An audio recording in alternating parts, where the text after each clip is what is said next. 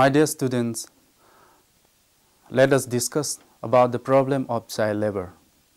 We all know that every individual enjoy their childhood period.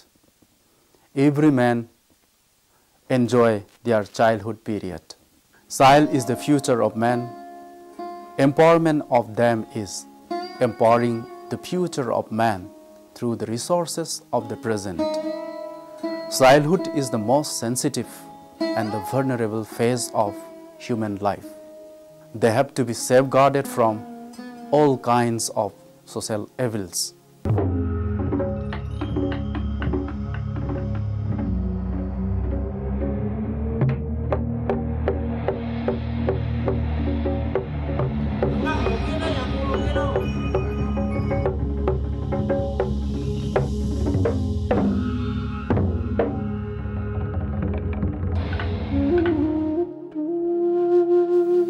Children require special care and extra protection to grow up fully.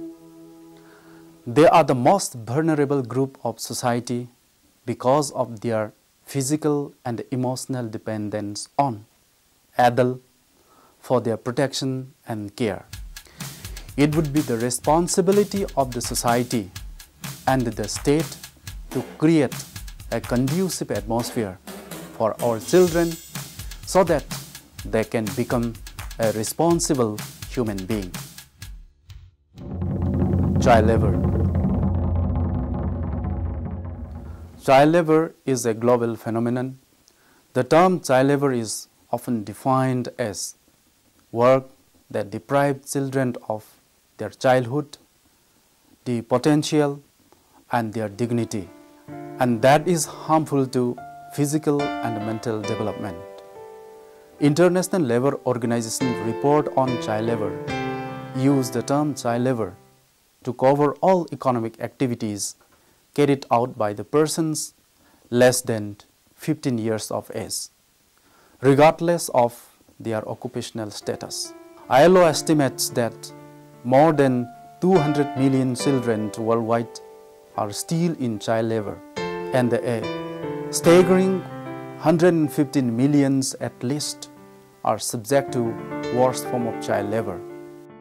In the most extreme form, child labor involves children being enslaved, separated from their families, exposed to serious hazards and illness, and left themselves on the street of large city at the very early age. However, when children help their parents and relatives in skill-based family occupation, it is not understood as child labor. In such circumstances, a child is not deprived of his physical and mental growth. India continues to be the stronghold of child labor even after 7 decades of its independence. There are more than 1.26 crore child laborers across the country, which includes millions of children working in hazardous industries. There are also lakhs of children working as domestic servants in almost bonded labor-like conditions. They are exploited by their employers and have to work 10 to 12 hours in an unscheduled manner. They are exploited for gaining maximum profit in the sector like carpet industries, mattress industries, automobile workshops, hotel and restaurants. Causes and the consequence of child labor.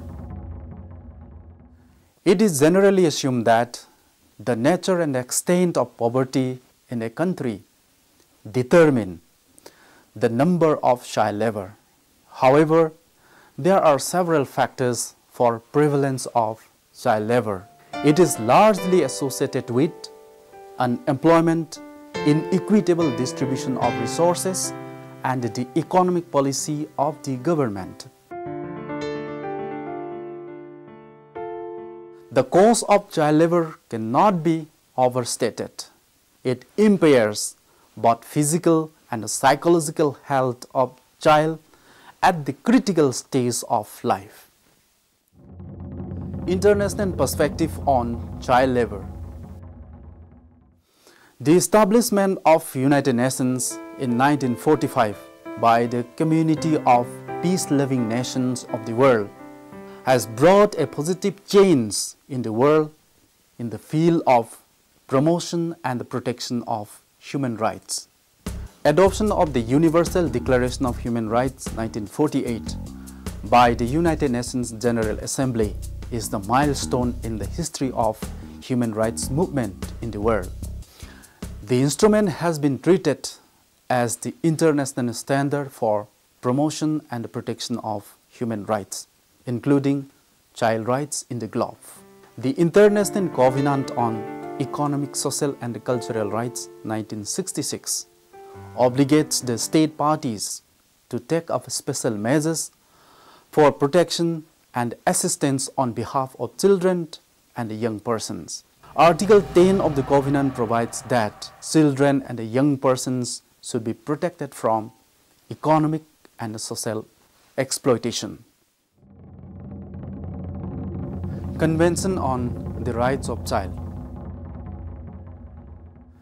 The UN General Assembly adopted the Convention on the Rights of Child in 1989 with the objective of promotion and the protection of child rights. It is a comprehensive and a universal legal document for the welfare of world children. The Convention is mainly based on four major principles. Number 1, right to survival. Number 2, non-discrimination. Number 3, respect for the views of child. And lastly, best interests of child. The Convention defines child as a person who has not attained the age of 18 years. It obligates the state parties to abolish child labor because it is a serious form of violation of child rights. Article 32 of the Convention guarantees the right of child against exploitation. Article 36 of the Convention further states that state parties shall protect child against all forms of exploitation prejudicial to any aspect of child welfare. It is found that the Convention obligates the state parties to initiate step for protection of child from economic exploitation, which includes child labor. India acceded to the Convention on the Rights of Child 1989 on 11 December 1992 to reiterate its commitment to the cause of children. She has an obligation to fulfill the objective of the treaty signed and ratified by her under international law. India has submitted its first country report in 2001 to the Committee on the Rights of Child, constituted under Article 43 of the Convention. The said committee considered the report and made the following recommendations for prohibition of economic exploitation.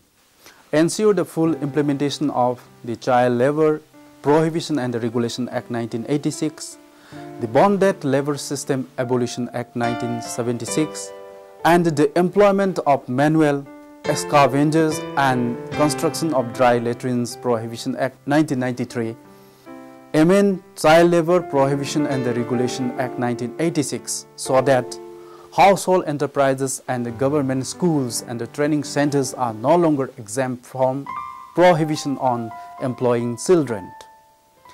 Promote community-based programs for the prevention of child labor. Ratify 120 Convention number 138 concerning minimum age for admission to employment and number 182 concerning prohibition and the immediate action for elimination of worst form of child labor. Strengthened its effort to raise awareness of the public at large, especially parents and children, of work hazards to involved and train employers, workers and civil organizations, government officials such as labor inspectors and the law enforcement officials and other relevant professionals. National perspective on child labor.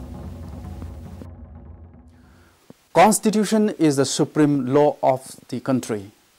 All laws derive its authority and validity from the Constitution. The Constitution of India, in its preamble, promises to follow socialist pattern of governance.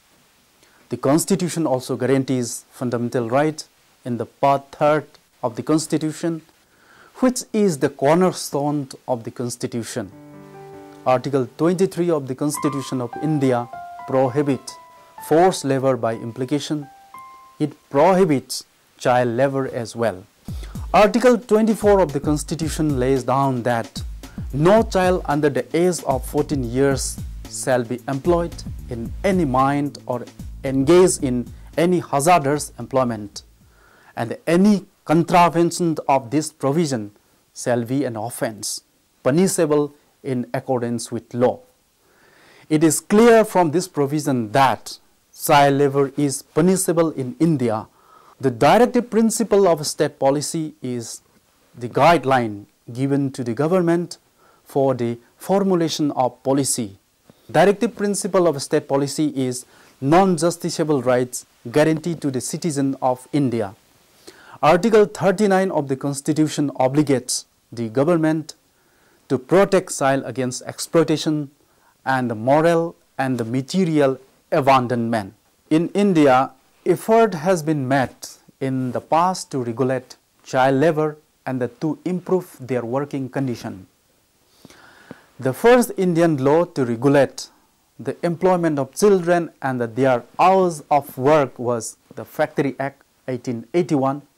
Some other acts are the Factory Act 1948, the Minimum Wages Act 1948, the Plantation Labor Act 1951, the Mines Act 1952, the Apprentice Act 1961, the Atomic Energy Act 1962, and the Wherry and Seager Workers Condition and Employment Act 1966, and the Shops and Establishment Act of State Governments. Child Labor Prohibition and the Regulation Act 1986.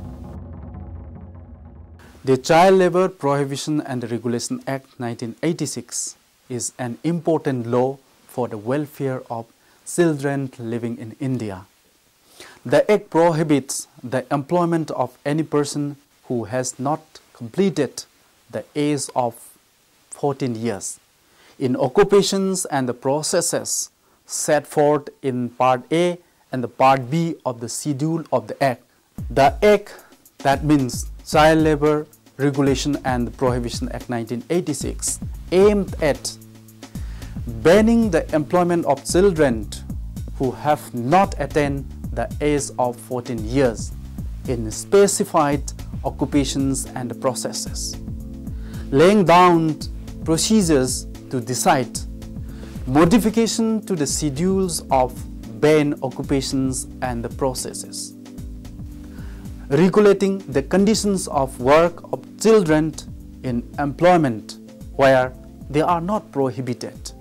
The Act is a penal law. Whoever violates the provision of the Act shall be punishable with imprisonment for a maximum period of 2 years. In M.C. Mehta versus State of Tamil Nadu, the Supreme Court discussed the provision of the Act. The court directed that employers who violated the provision of the Act should pay a fine of Rs 20,000 for each child, and that the amount should be deposited in the Child Labor Rehabilitation and Welfare Fund. National Policy on Child Labor. The Government of India has formulated the National Policy on Child Labor in 1987 with a view to eradicate the phenomenon of child labor in India. The policy is the landmark effort of the government for ensuring progressive elimination of child labor. It has been made to provide a framework for concrete program of action. The policy comprises of 3 important heads. Number 1, a legislative plan consists of strict and effective enforcement of the provision of Child Labor Prohibition and the Regulation Act 1986, the Factory Act 1948, the Mines Act 1952, the Plantation Act 1951, and the other act containing provision relating to employment of children. Number 2, focusing on general programs for benefiting child labor, which consists of national development programs in the area of education, health, nutrition, integrated child development programs, anti-poverty programs utilized for the benefit of child and their family. Number 3, project-based action plan in areas of high concentration of child labor, engaged in wage and quasi-wage employment. It involved launching of projects for the welfare of working children in the area of high concentration of child labor and the withdrawal and the rehabilitation of working children. Conclusion. The pace of human civilization never stops at any point. It is in progression. The future of human civilization depends on children of the world, which never exclude children living in the slum areas, streets, railway stations. The problem of child labor is still a serious threat to national development. Child workers are extremely important human resources of the country. Acknowledging this fact, the Government of India has taken up both legislative and administrative measures for eradication of child labor. However, the country is not in a position to harness fully the human resources of our child as a result of prevalence of child labor. Child labor is also a violation of constitutional promise, particularly Article 21A of the Constitution of India, which guarantees free and compulsory education of all children between the age group of 6 to 14 years. The golden means to eradicate and prevent child labor is affording facilities of education. The National Commission for Protection of Child Rights is also of the view that education is the only effective mechanism to prevent child labor in the country. In this connection, it is worthwhile to remember the remark of Swami Vivekananda. If the poor boy cannot come to education, education must go to him.